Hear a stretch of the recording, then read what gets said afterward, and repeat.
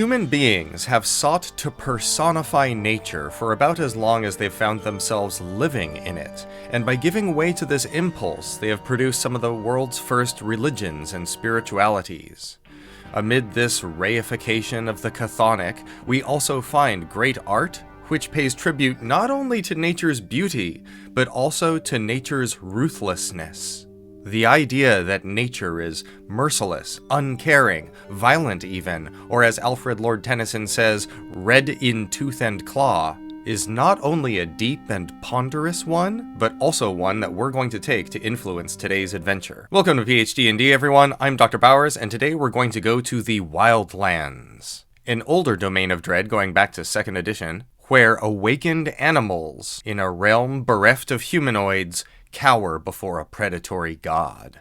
As with all my Ravenloft videos, we'll talk about what this domain is, list some media to help us get an imaginative grip on the place, and then sketch out an adventure. This adventure will take 2 acts, taking PCs from level 7 through level 8. That is, they will finish the adventure at level 8, and then with DM's permission, they could level up to 9 at the end. Our adventure is going to be ripped and reskinned from Icewind Dale, Rime of the Frost Maiden, specifically the Island of Solstice and Grimskalle. Before covering all that, though, what is the domain of the Wildlands? Well, the force that through the green fuse drives the flower, drives my green age, that blasts the roots of trees is my destroyer, and I am dumb to tell the crooked rose my youth is bent by the same wintry fever. The force that drives the water through the rocks drives my red blood, that dries the mouthing streams turns mine to wax. And I am dumb to mouth unto my veins how at the mountain spring the same mouth sucks. The hand that whirls the water in the pool stirs the quicksand, that ropes the blowing wind hauls my shroud sail. And I am dumb to tell the hanging man how of my clay is made the hangman's lime. The lips of time leach to the fountain head, love drips and gathers, but the fallen blood shall calm her sores. And I am dumb to tell a weather's wind how time has ticked to heaven round the stars. And I am dumb to tell the lover's tomb how at my sheet goes the same crooked worm. In 2nd edition Ravenloft, the Wildlands were a domain inspired by colonial literature, specifically Rudyard Kipling's The Jungle Book and Edgar Rice Burroughs' Tarzan of the Apes. It was presented as a vaguely African-themed domain where the animals had awakened and learned to talk, driven out all the humanoids, and then lived in fear of a monster crocodile king. Now, this domain is missing from Van Richten's guide, and I wanted to recast it in the following way. First, consider nature with a capital N. Nature as though it were a single unified thing, constituting both the world that living creatures inhabit, as well as the general character of living things as such. Consider nature, in other words, personified. Then ask yourself, is nature gentle? Is nature merciful? Does nature spare the weak or those who suffer? Or is nature a merciless killer, evil even, violent, and exactly the sort of creature which the dark powers of Ravenloft would anoint as a Darklord? Oh yes, that's where we're going. We're going to the Wildlands, and we're going to say that the Dark Lord of the Wildlands is the wild itself. We will take nature itself, the wild itself, and turn it into a kind of Swamp Thing Cthulhu, to preside over a nightmarish realm with all the poeticisms that status licenses.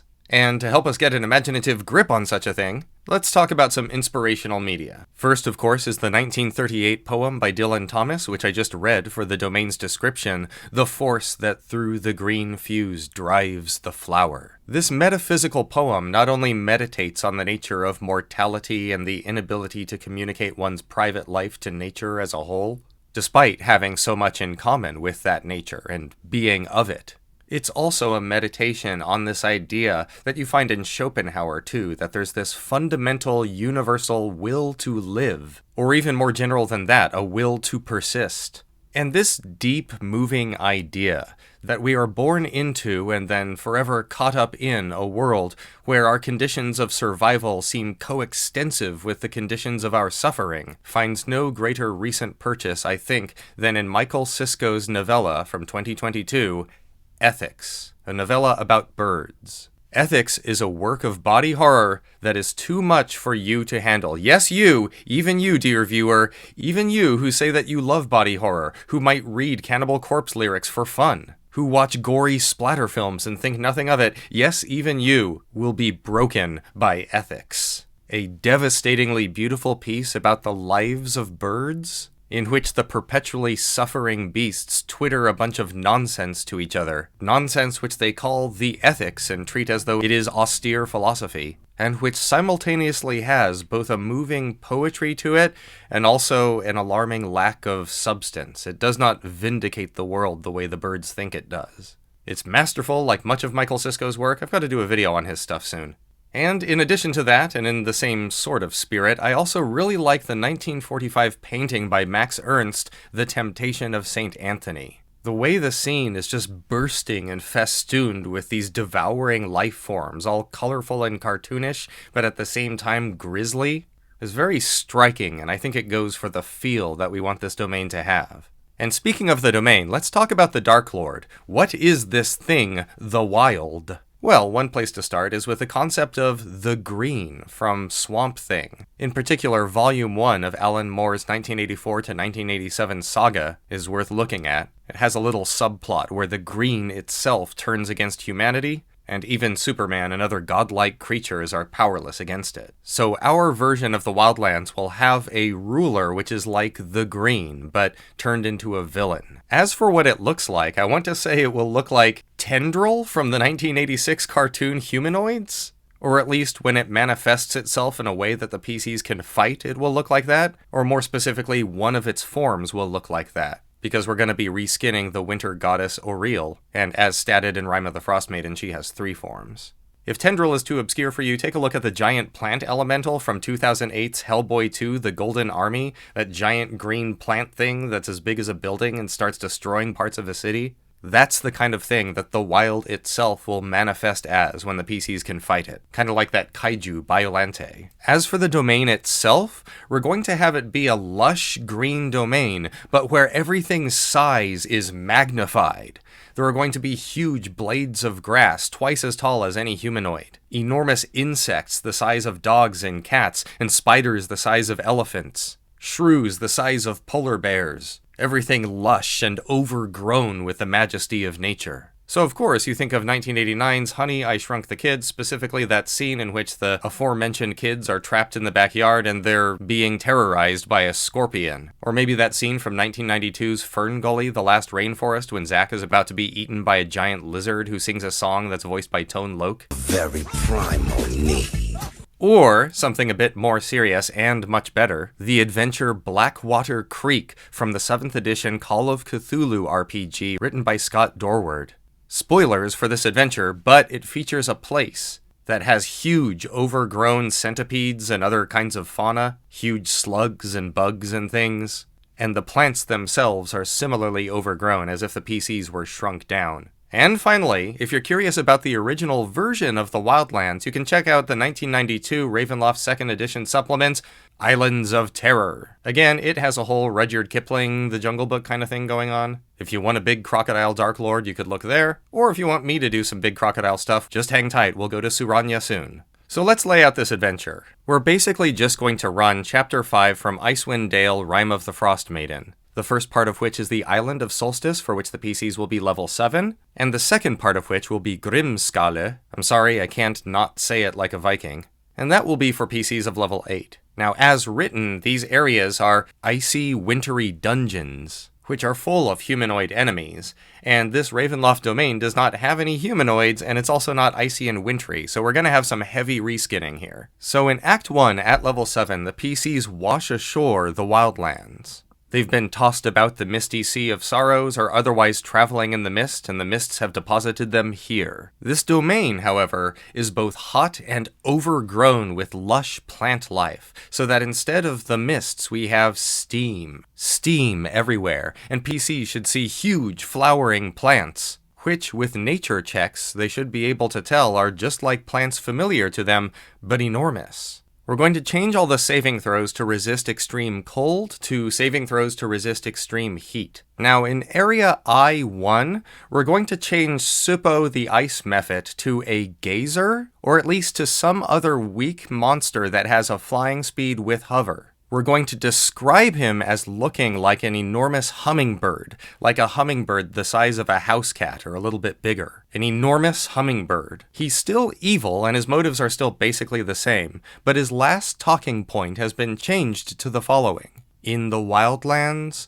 the wild itself, and he speaks as though the wild were a person, has sculpted beautiful things in the shape of us, her children, alive and hot with fury and slaughter. And this is an allusion to huge wooden sculptures in Area I-4, which are actually trees that have grown into gruesome shapes by the will of the wild. Now in Area I-2, we're going to change the Shipwreck Discoveries table, specifically by eliminating options 5 and 6 and turning it into a D6 table, and we're going to describe the 6 options as follows. On a 1, the PCs find a pair of giant whirligig beetles. They have the stat blocks of owlbears, but with a swim speed, and they audibly muse about how delightful it is to rip the PCs apart and eat them as they're trying to do exactly that. Remember, all animals in this domain are intelligent and they can speak. They specifically speak common. On a roll of 2, say that the ghouls are all giant undead rats which had the size of wolves. Keep the ghoul stat block, keep all the stat block stuff the same, just describe them as looking like giant rats that are the size of wolves because they're overgrown. On a roll of 3, let the giant sharks be the same statistically, but we'll describe them as giant tropical fish, like koi or something. They too engage in gruesome poetry while attacking the PCs. On a roll of 4, when the PCs face marrow, just describe them as being giant frogs and reflavor their harpoon attack as being a tongue attack. With options 5 and 6 eliminated, keep options 7 and 8 the same thing. The PCs aren't the first humanoids to adventure into the Wildlands, although they might be the only ones to escape alive. Now in Area I-3, we're going to say that there's an enormous hairy spider carcass as big as an elephant, with a swarm of maggots the size of a bear, each maggot being the size of a house cat, swirling and swarming within the carcass. This is instead of the wizard carcass with the orb and stuff. Give the weasel familiar's personality to the maggots instead, and say that there's an orb, but it's at the very center of the carcass and it's an Ioun stone. That's fun. In Area I-4, as mentioned, we're going to say that those sculptures are made of wood and that they are trees which have grown perversely into the shapes of animals eating each other. Instead of Auril appearing, we'll just say that the wild itself appears in its first form. And in that event, what it 6 on the PCs is not an abominable yeti, but an earth elemental. In Area I-5, I would describe the yetis as giant shrews, but keep all the statistics the same. Now in Area I-6, there are more tree sculptures, but we're going to replace the ice troll with a violet fungus necro hulk. We want to describe it as a mass of old cobwebs, and in the cobwebs are dead flies the size of truck tires. Gross, right? And when the PCs make it to an enormous tree growing at the domain center, yes, we're going to change the fortress to an enormous tree, they reach level 8 and we proceed to Act 2. For Act 2, at level 8, as I've mentioned, we're going to run Grimskala from Icewind Dale, Rime of the Frost Maiden. That's the second half of Chapter 5. And the basic idea is this. We're going to say that the fortress itself is a huge tree, overgrown and bulbous with weird blights and tumors and parasites. It's a diseased tree, a sick tree, but one that persists violently to exist despite. Most of the tree's exterior and all of its interior is coated in a hard, translucent substance, which an investigation into nature reveals to be dried bird mucus. All the walls and ceilings and so forth are made of it, and yes, the parts of Grimskala that are supposed to be slippery are going to be slippery with melted portions of that. Likewise, we're going to change extreme cold to extreme heat again, and we're going to change the mist to steam. Describe all the giant furniture as bundles of sticks and twigs fused together with the bird mucus, which could serve analogous purposes for birds or insects to what the original furniture serves in the fortress. Bird beds and so forth. Change any frost giants or frost giant skeletons to owlbears and describe them as overgrown starlings, huge starlings, and change all their dialogue to hostile taunts and weird gruesome poetry. When it comes to the 4 tests that PCs face when they travel through Grimskala, say that the PCs are transported into 4 different wild areas, where everything is still overgrown and gigantic, but where the parts of humanoids are played instead by these giant starlings, and their herds of elk are replaced with larders of giant bugs. The same sorts of tests obtain, but in this case they are tests made in the name of the wild, in the name of the cruelty of the wild, and so forth. I would keep the rock on top of the fortress, but say that it's an enormous screech owl or magpie. And finally, when it comes to Auril herself, we're going to reskin her 3 different forms as 3 different forms of the wild. Her first form is a hunched, dryad-looking creature whose cold damage is changed to necrotic damage. Then, her second form is a giant, vaguely humanoid mass of moss and vines and lichens and other swampy materials. Bugs are constantly erupting from it and hissing black clouds, and we'll say that she summons swarms of ravens instead of swarms of ice mephits, but the ravens will be described as huge, ugly bugs. Again, we're going to change her cold damage to necrotic damage here. Finally, her third form is a floating, glowing, beating heart made from plant materials. Its blizzard attack is reskinned as swarms of bugs, and again, the cold damage is replaced with necrotic damage. And if your PCs defeat the wild itself, nature itself with a capital N, the metaphysical tethers anchoring that domain to the Shadowfell and giving it stability have been sundered. The chaos of the mists intrudes, and the PCs are sent hurtling to another Shadowfell destination, hopefully one that is less wild. And that's our adventure in the Wildlands. What do you think?